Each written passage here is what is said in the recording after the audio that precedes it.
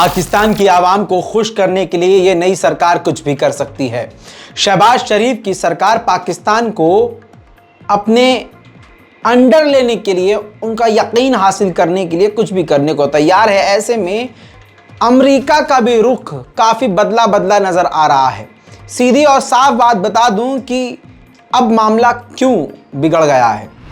भारतीय एयरफोर्स पूरी तरह से अलर्ट पर है, क्योंकि सैटेलाइट तस्वीरों के ज़रिए पता ये चला है कि भारत से केवल 337 किलोमीटर दूरी पर, जी हाँ 337 किलोमीटर ज़्यादा नहीं होता है दोस्तों, तो भारत से सिर्फ 337 किलोमीटर दूर पाकिस्तान ने अपना top most advance fighter jet जो चीन से लिया है J-10 तैनात किया हुआ है। अगर एक्सपर्ट की माने तो पाकिस्तान का ये जो फाइटर जेट है ये भारतीय विमान राफेल की टक्कर का है।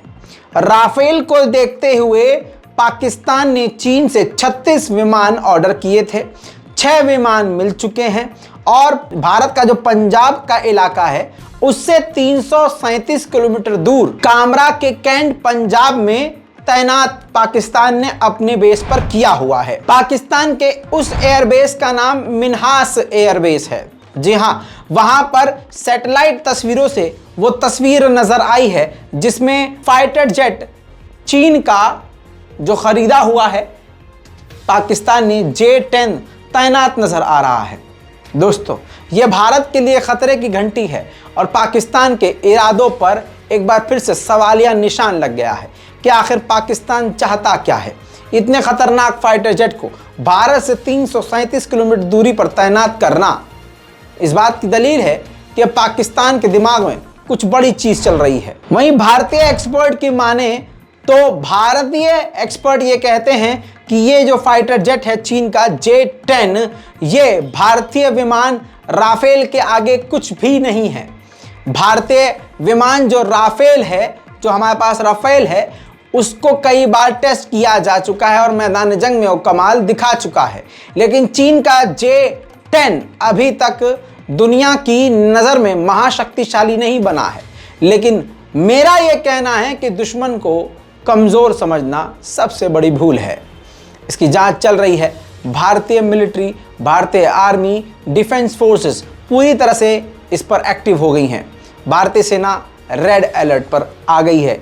इसकी जांच चल रही है कि आखिर पाकिस्तान के इरादे क्या है। जिस एयरबेस पर ये चीन का फाइटर जेट तैनात है पाकिस्तान ने जो खरीदा है, उस एयरबेस पर TTP कई बार हमले कर चुका है। आपको बता दूं कि सिर्फ J-10 नहीं है उनके पास, पाकिस्तान के पास अमेरिका का F-16 top most advance fighter jet भी मौजूद है और वो अब अपग्रेड भी हो रहा है।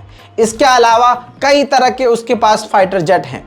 इसी बीच में जब TTP की बात आई है तो आपको बता दूं कि शहबाज शरीफ की सरकार ही TTP से थर थर काँप रही है।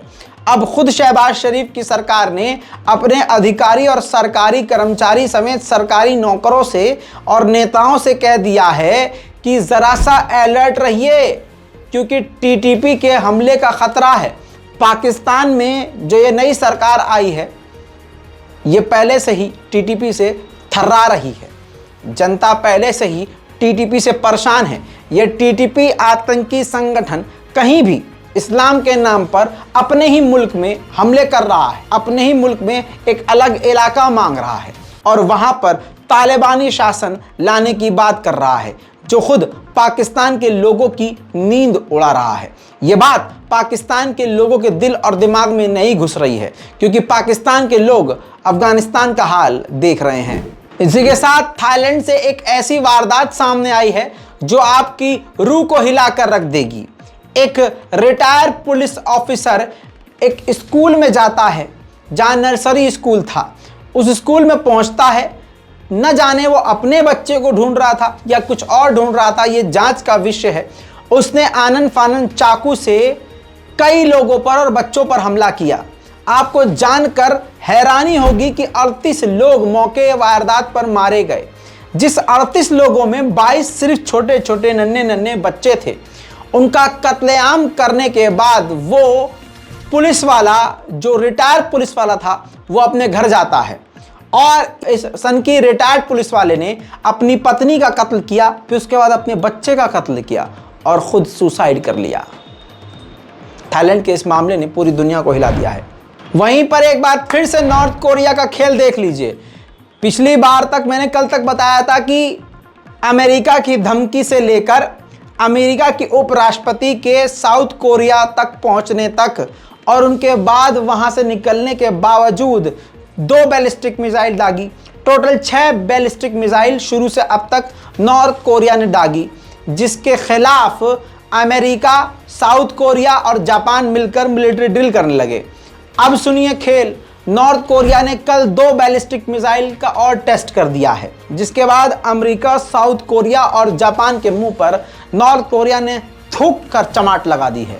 वहीं इसी बात को लेकर यूएन में अमेरिका ने सवाल उठाया और नॉर्थ कोरिया को घेरा कि यह भड़काऊ कार्यवाही क्यों कर रहा है, नॉर्थ कोरिया मामले को बिगाड़ रहा है।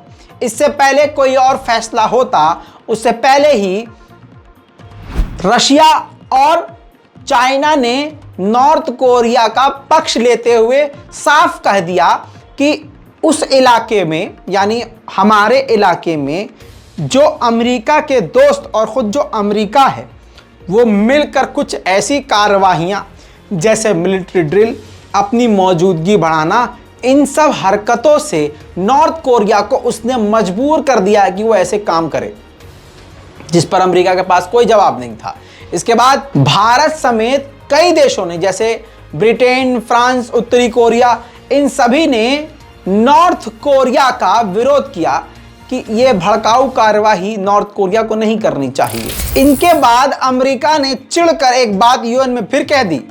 अमेरिका ने कहा कि यूएन में नॉर्थ कोरिया को चाइना और रशिया बचा रहे हैं। इतना ही नहीं दोस्तों, मामला इतना बिगड़ गया है कि नॉर्थ कोरिया ने अपने 12 लड़ाकू विमान साउथ कोरिया के बिल्कुल करीब से उड़ा दिए, गुजारे वहां से, जिसकी जवाबी कार्रवाई में साउथ कोरिया ने अपने 30 फाइटर जेट विमान जो है नहीं उड़ाए नहीं हैं, सिर्फ तैनात कर दिए हैं। अब मामला ऐसा लग रहा है कि एक और जंग देखने को मिल सकती है, क्योंकि अमेरिका का परमाणु एयरक्राफ्ट कैरियर, जी हां, दक्षिण कोरिया की तरफ तेजी से बढ़ रहा है नॉर्थ कोरिया के खिलाफ। और नॉर्थ कोरिया सनकी है, अमेरिका जरा सा डराता है वो उल्टा हमला कर देता है। उसको, नॉर्थ कोरिया को कोई डरा नहीं सकता, सनकी है, मर जाएगा और तुमको भी मार देगा, लेकिन अमेरिका को ये समझ में नहीं आ रहा है। इसके बाद नॉर्थ कोरिया ने साफ साफ कह दिया है कि ये जो एयरक्राफ्ट कैरियर जो भेज रहा है अमेरिका, यह हमारे लिए खतरा बन रहा है इलाके में, और अमेरिका जो हमारे इलाके के आसपास क्षेत्र में जो मिलिट्री ड्रिल और जो कुछ भी कर रहा है, हम बहुत करीब से उस पर नजर रख रहे हैं, मौका आने पर जवाबी कार्रवाई जरूर करेंगे। मैक्सिको एक अलग देश है, वहां से एक खतरनाक मामला आया है। एक बिल्डिंग पर जबरदस्त गोलीबारी की गई एक ग्रुप के द्वारा, जिसमें मैक्सिको के मेयर, उस इलाके के मेयर भी मारे गए। टोटल 18 लोग गोलीबारी में उस बिल्डिंग में मारे गए, जिसके बाद दीवार पर यह लिखा हुआ देखा गया कि गोलीबारी करने वाले लोगों ने लिखा, अब हम वापस आ गए हैं। जी हाँ, ये एक खतरनाक गैंग वॉर मैक्सिको में शुरू हो चुका है। दोस्तों, भारत की इंटरनेशनल लेवल पर फिर से बेइज्जती हुई है। क्या करें, पनौती पाला है तो झेलो। स्क्रीन पर ये 4 कप सिरप हैं, खांसी के सिरप। फुल स्क्रीन पर इसलिए लगा रहा हूं ताकि आप पहचान लें इन चारों बोतलों में से अगर आपके घर में, खानदान में, पड़ोस में गलती से भी ये कप सिरप हो तो निकाल कर फेंक दीजिएगा। और अगर आप बिना डॉक्टर को दिखाए बच्चे को खांसी हो गई और आप मेडिकल स्टोर पर जाएं और इन चारों में से कोई कप सिरप आपको पकड़ा दे मेडिकल स्टोर वाला, तो उसके मुंह पर जोर से मारिएगा, क्योंकि ये चारों वो कप सिरप हैं जिसको खुद WHO ने जारी किया है और बताया है कि इसके अंदर कुछ ऐसे पदार्थ हैं जिसकी वजह से बच्चों की मौत हो रही है।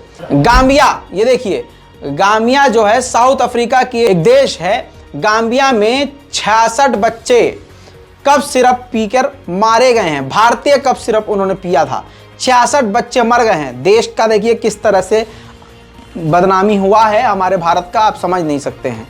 WHO ने भारत की इन 4 से 5 जो कफ सिरप हैं इन पर बैन लगाकर नोटिफिकेशन जारी किया है कि भारत के द्वारा ये जो 4 कफ सिरप बनाए गए हैं इनको ना पिएं, इससे बच्चों की मौतें हो रही हैं और मौतों के आंकड़े बढ़ सकते हैं। तो अलर्ट रहिए, सावधान रहिए। वहीं बात करें म्यांमार की, तो म्यांमार के हालात ठीक नहीं है अभी भी। वहां की सैन्य सरकार ने एक जापानी फिल्म डायरेक्टर को, फिल्म प्रोड्यूसर भी है, डायरेक्टर भी है वो, उसको 10 साल की सजा सुना दी है। वजह साफ है, क्योंकि वो शख्स, वो डायरेक्टर म्यांमार की पूर्व सरकार को पूरी तरह से सपोर्ट करता था। ताइवान के बॉर्डर के बेहद करीब चीन अभी भी अपनी खतरनाक ड्रिल कर रहा है, जिससे साफ जाहिर है कि चाइना शांत नहीं बैठ रहा। कुछ तस्वीरें दिखाना चाहूंगा, देखिए।